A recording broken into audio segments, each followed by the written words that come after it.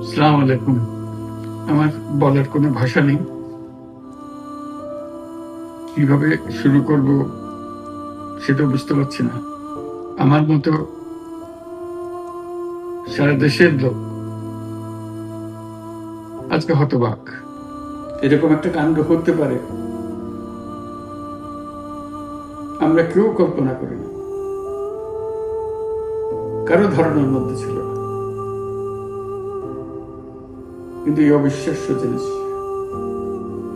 আমাদেরকে হঠাৎ করে গ্রহণ করতে হয়েছে। মাইলস্টোন স্কুল অ্যান্ড কলেজের যে দুর্ঘটনা, প্রশিক্ষণ বিমান বিধ্বস্ত হয়ে এই কচি শিশুদের উপরে ঝাঁপিয়ে পড়ল,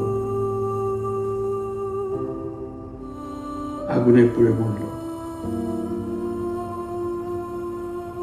মা বাপদের আমরা কি জবাব দেব?